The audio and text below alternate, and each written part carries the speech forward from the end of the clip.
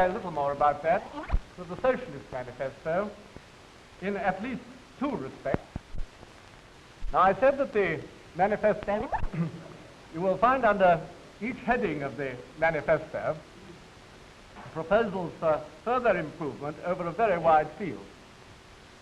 The modernization of institutions, parliamentary procedure, electoral reform, local government reorganization.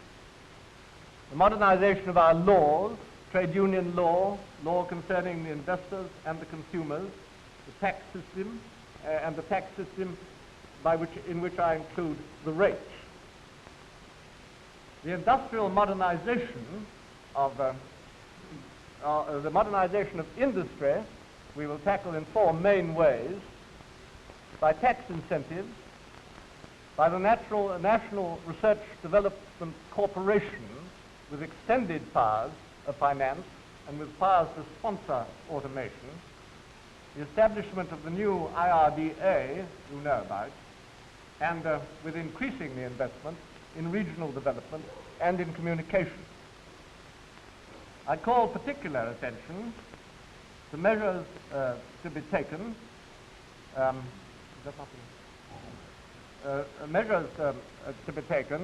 in the field of modernization and automation, so that automation may be accepted and not feared. We began with the Contracts of Employment Bill. We are carrying on with the new Industrial Training Board, and I would call your attention to the reform forecast in the manifesto in the field of unemployment insurance, where the level of benefits will make a cushion, which we propose, will make a cushion against the sharp drop in earnings in the early months of unemployment. I believe that all these measures justify a new campaign to eliminate restrictive practices which clog the expansion of the economy, and in that we will ask the cooperation, active cooperation, of the trade unions. There's little doubt that the whole country is getting very impatient with their continued existence.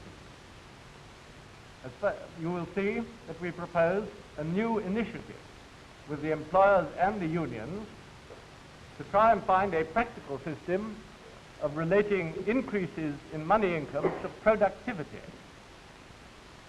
And here, at present, the trade union representatives on NEDI are representatives of the trade unions against defense.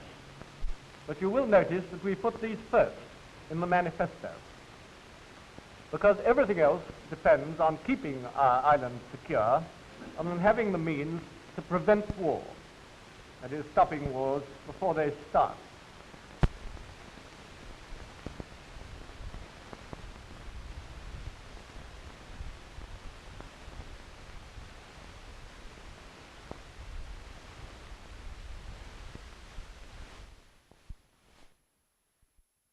As far as the Commonwealth is concerned, you will find that we refer to the findings of the recent Commonwealth Conference, and we refer to the lead which we have taken at Geneva to help the Commonwealth countries and developing countries to expand their trade. And you will find an account, too, of the very heavy burden of aid which we assumed, 175 million last year, and export and give largely to the Commonwealth countries.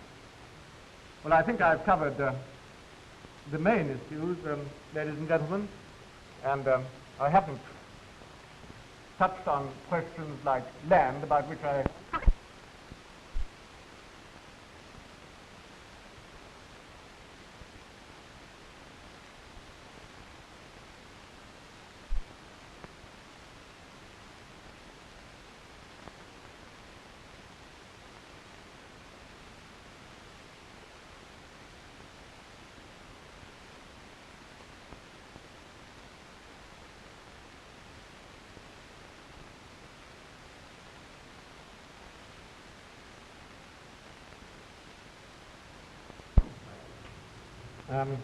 well, can I just say a word, because I think there'll be a number of people interested in this.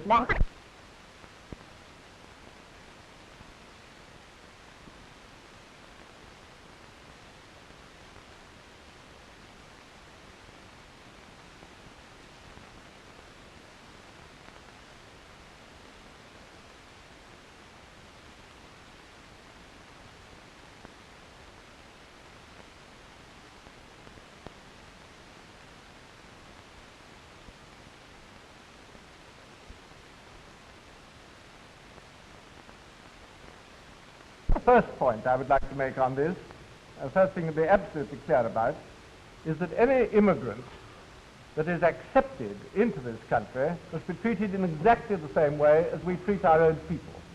That is a principle which we must accept from the start. Second thing is that we welcome, of course, students and visitors always.